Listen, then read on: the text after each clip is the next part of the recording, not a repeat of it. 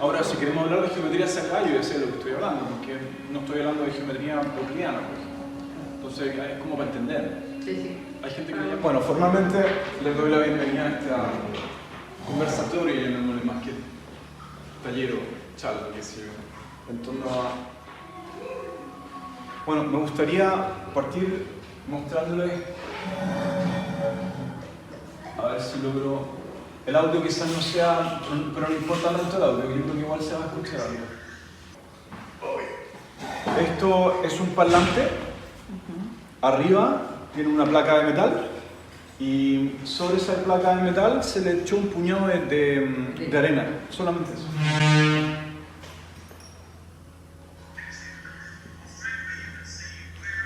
Y ese parlante, poco a poco, lo empiezan a hacer vibrar con una frecuencia X, fija.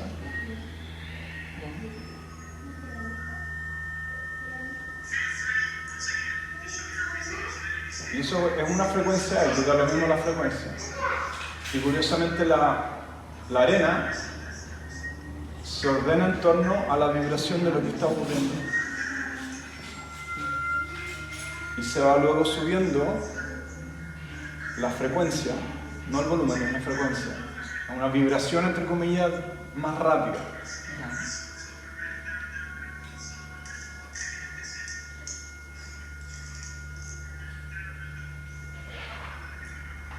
Esto es un experimento que se hizo hace muchos años y se viene replicando con estudiantes de física. Es algo relativamente común, pero obviamente que no fuimos a la universidad a estudiar esto, no hemos tenido la oportunidad de ver este tipo de cosas. Y ahí nuevamente le echan más arena, sube nuevamente la frecuencia.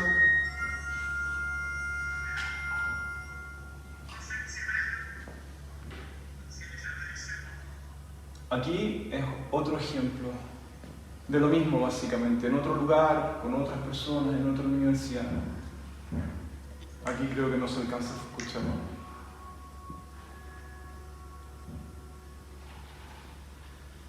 Ahí creo que se escucha un poquito.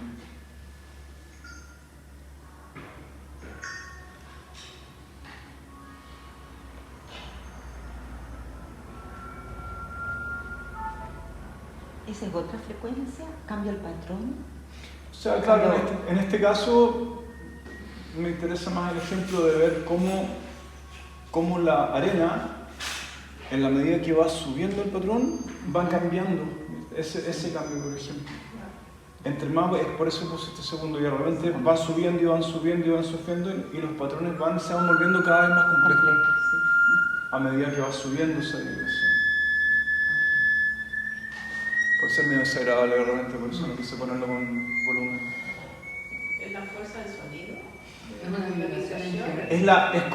Es como la placa resuena, y al resonar en el fondo la arena se ordena de la manera en que está vibrando la placa. O sea, la arena en el fondo pone en evidencia de la manera en que la placa misma va vibrando.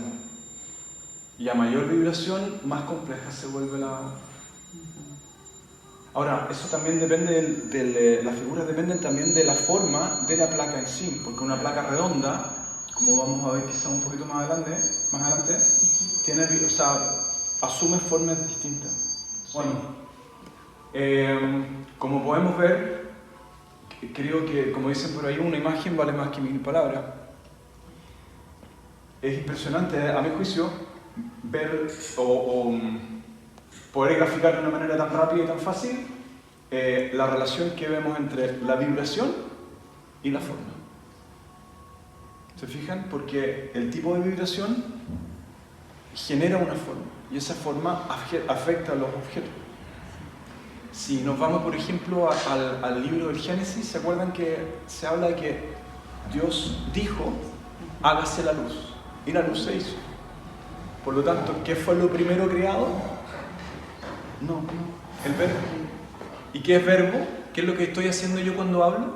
Hablo la palabra. ¿Y qué es palabra? Es vibración. Por lo tanto, la génesis de todo, incluyendo la luz, ahora ojo, obviamente que es un juego, porque el momento de decir Dios dice hágase la luz, Dios no dice y se hace, sino que es una forma de decir que la luz irrumpe producto del verbo. Es decir, el verbo genera luz.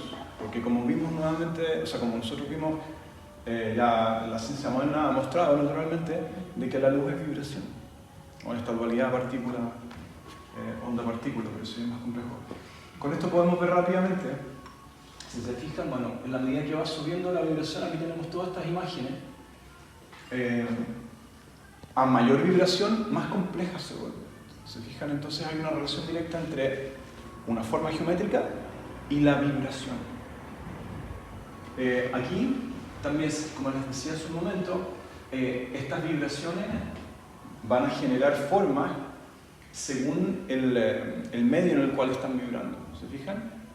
Entonces se producen patrones que son bastante decorativos, podríamos llamarlo, y lo podríamos asociar. Y ahí vamos a entender por qué. ¿Qué intento hacer yo con esto? No hablar de física, sino que entender, sí, pero ojo, que si nos enseñaran física de esta manera, nos gustaría bastante más. Y lo mismo que decir, por ejemplo, de geometría. Si yo pongo clases de geometría, aquí no viene nadie, porque todos lo pasamos relativamente mal en el colegio. Aunque es fome, porque es un poco árido.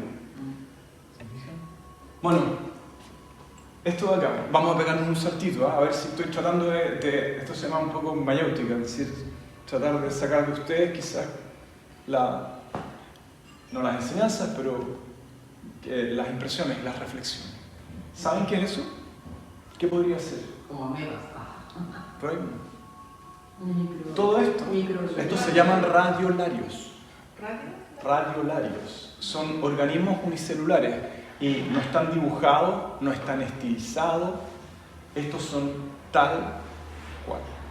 La naturaleza.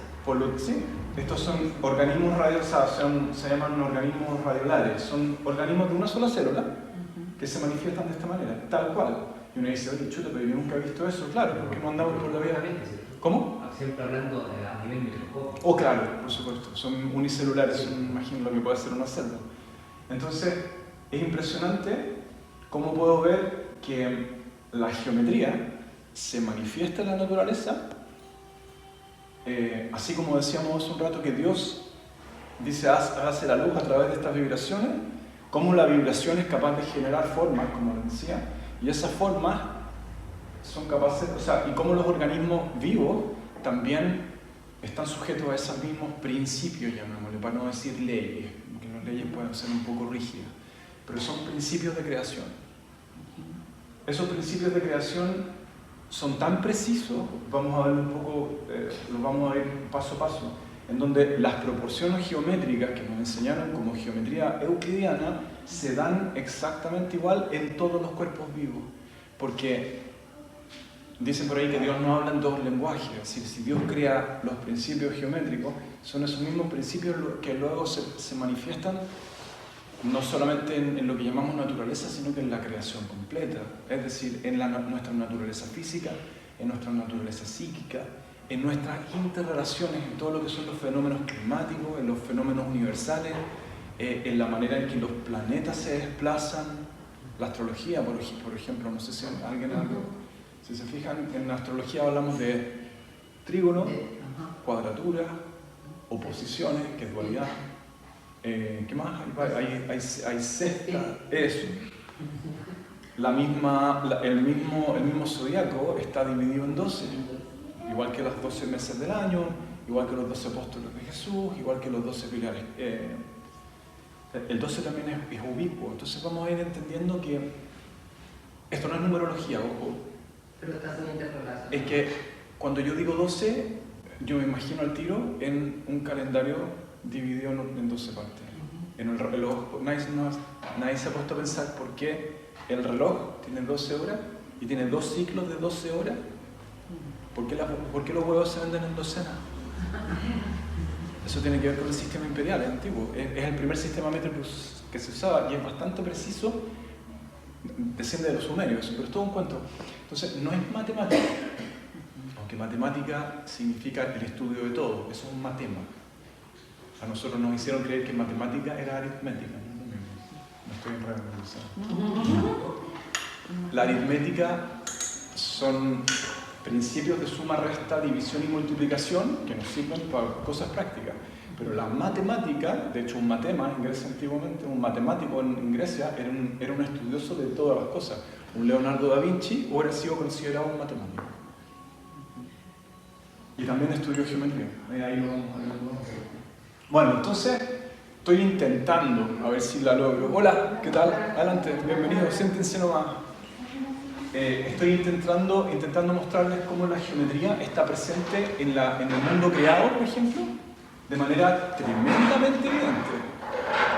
Lo que pasa es que nosotros estamos conformados de las mismas leyes, pero de manera un poco más interactuada, con movimiento y quizá un poco más escondida. Bueno, aquí por ejemplo, saltándonos un poco la creación. Yo veo que son todas formas distintas, pero si ya estoy estimulando un poco el músculo de la geometría o de tratar de encontrar geometría en la vida, ya vamos a ver que, por ejemplo, en los panales de la abeja ya veo hexágonos. Y son hexágonos bastante perfectos. Estos acá son espirales, los espirales o ¿cómo se llama? En estas caracolas o en estos nautilus. Después el principio del pentágono también, que tiene que ver con la estrella de mar, que tiene que ver con... no lo vamos a ver hoy día, pero hay una ley de reproducción y regeneración que explica por qué la estrella de mar, y esa estrella de mar, tiene exactamente una forma pentagonal, porque está ligada al pentagrama, que también hemos visto quizás en distintas escuelas esotéricas, por ejemplo, que está ligada a la vida, que está ligada al equilibrio, está ligada también a la sección áurea, por cómo se relacionan los catetos entre sí. Es súper interesante. Entonces de repente empezamos a escarbar nomás, como les decía hace un rato. Si nos hubieran enseñado biología y geometría de la mano, pucha, hubiera estado harto más atento en el colegio, no nos hubiéramos quedado dormidos. Hablo conmigo. A mí en física el profesor llegaba y me tapaba. Y me decía, bueno, por lo menos este cabrón no me está molestando. Que ya no era... Entonces, si se fijan, la geometría está escondida, o estos principios básicos de geometría están repartidos en toda la creación. Aquí pongo obviamente cosas que no son familiares. Acá, por ejemplo, es mucho más evidente el caso de flores de 3 pétalos y de 3 pétalos con 3 hojas contrapuestas, formando una forma de 6. Luego, lo mismo con esta flor de acá. El pulpo tiene 8 patas y si lo extendemos tiene una forma también súper particular. Y bueno, a mí en lo personal, una de mis... Donde ustedes quieran, si se ven bien ahí o si realmente ahí... ¿Ven bien? ¿Sí? Super, cualquier cosa me dice. Entonces, para mí uno de los ejemplos más claros de la geometría es en el cuento de los copos de nieve. No sé si alguno ha tenido la oportunidad de ver un copo de nieve sin primera persona, en vivo y en directo. Son chiquititos, pero se ven, se alcanzan a ver. Y es alucinante como la ciencia ha tratado de encontrar 2 copos de nieve iguales y no existen, diciendo que están todos creados bajo ese mismo principio. Y ahí se da una de las cosas más bonitas de la geometría, donde tengo un principio que es único y múltiple al mismo tiempo. Por ejemplo, nosotros somos seres humanos y somos todos iguales y distintos. Aunque realmente los tratamientos médicos no son siempre los mismos para todas las personas, pero eso también obedece a ciertas particularidades. Pero nosotros todos nos regimos bajo todos tenemos un hombre y una mujer arquetípica. ¿Se fijan? Eso es muy interesante. ¿Qué más? La geometría se ven cosas tan pedestres, podríamos llamarlo, como... Y de nuevo el pentagrama o el 5, la estrella de 5 puntas, van a verla en la mayoría de las frutas, las hortalizas, bueno, en este caso una lechuga, un vegetal. Si ustedes agarran una lechuga, esto me imagino que es no sé si en el caso de todas las especies, pero esta puede ser una lechuga española, por ejemplo. Sí. Si la doy vuelta, voy a fijarme que siempre tiene una forma, no es aleatoria, sino que siempre es esa forma pentagonal. Lo mismo con los arándanos. Curiosamente la fruta, tiene la misma forma que la flor, pero multiplicada por 2.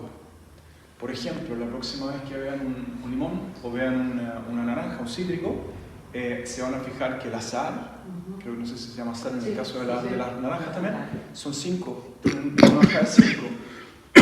Luego, cuando sale el fruto son 10 gajos. Arquetípicamente una naranja o un limón tienen 10 gajos. Van a encontrar naranjas de 9 y de 11 porque son las excepciones de la regla y eso obedece a que la vida está en movimiento y hay ciertas anomalías. Pero en general siempre son 10. Entonces hay una relación ya geométrica entre la flor de una planta, de un árbol, y luego su fruto. Eso es muy interesante. Y como les digo, siempre el 5 está metido ahí. Por eso el 5 era tan importante. Y por muchas otras cosas más. Aquí, por ejemplo. ¿Perdón? ¿Es un buen número? ¿Es un buen número? Sí, el 5 claro que sí. ¿Y hay algún número malo, cree usted? No. ¿No? Las personas realmente son los que le interpretamos mal. Bueno, con esto me refiero a que los principios son a la pata. Si yo les digo, corten una manzana verde por la mitad, es decir, horizontal, nos vamos a encontrar con una flor de 5 puntas. Y fíjense que hay unos granulitos que están ordenados. Eso uno dice, soy geométrico, qué bonito, pero ojo, si yo llevo el principio del pentágono, que esto es geometría pura, vamos a ver cómo esos círculos, esos puntitos se circunscriben de manera uno sí, uno no, y qué sé yo, y la estrella interior cabe de manera perfecta en la circunferencia. Hay una relación entre esto y esto, entre el interior y el exterior. Eso ya es geometría pura. Y eso está presente en todas las cosas. Lo que pasa es que hay que saber encontrarlo. Entonces, es aquí donde yo puedo decir, chuta, a ver la geometría, a ver qué es lo que hay acá. ¿Por qué? Y yo voy a empezar a preguntarme, ¿por qué esto se da así? Porque claro, puedo decir es que son principios de construcción, pero poco a poco vamos a entender de que esto no solamente constituye la arquitectura de la vida, sino que es un lenguaje. ¿Y qué hacen los lenguajes?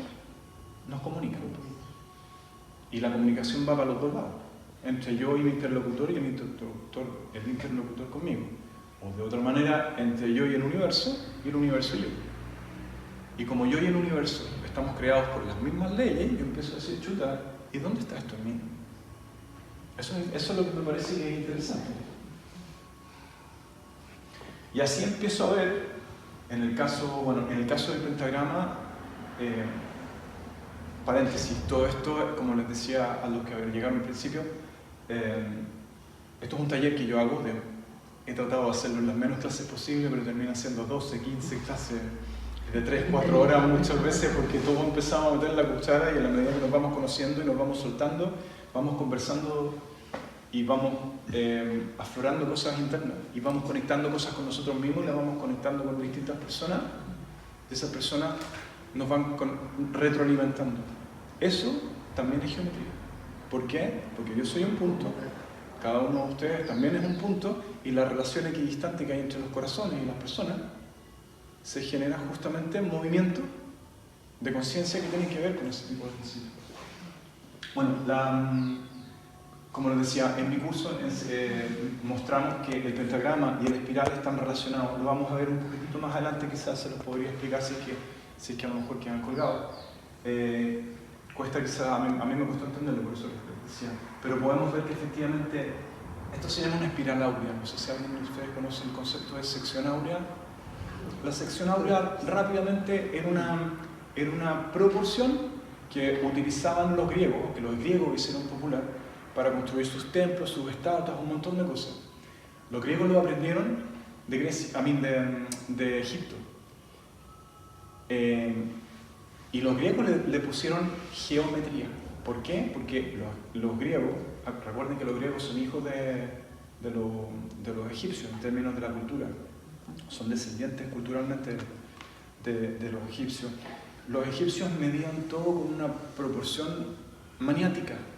Todo lo que hacían, cada vez que subía, que bajaba el Nilo, sus estatuas, sus construcciones, las pirámides, ¿para qué decir? Pues las pirámides tienen un nivel de precisión que para nosotros hoy en día sería imposible replicarlo. Han tratado de hacer experimentos de cómo replicar las pirámides a escala menor y con toda la tecnología que tenemos aún no son capaces de hacerlo.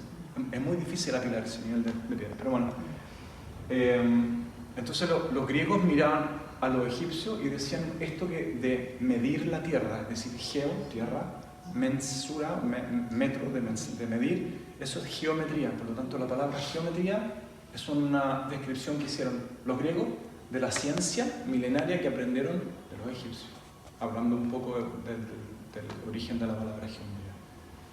Y sagrado, por lo general, todo lo que es sagrado es algo que me vincula con lo que es trascendente, es decir, con lo que es eterno, que me saca, me retrotrae de lo temporal y me conecta con lo que es eterno. Eso es algo sagrado, una reliquia sagrada, qué sé yo. Eso es algo que nos hace salir un poco del mundo y tocar lo que es atemporal. ¿Se fijan? Entonces, geometría sagrada es un lenguaje geométrico que nos hace elevar un poco el corazón y el intelecto hacia lo que nos conforma de manera universal y que va más allá de lo que es temporal. ¿Sí? ¿Vamos bien hasta ahora? ¿Alguna pregunta, alguna duda? Manden. Interrumpan todo lo que quieran, por favor.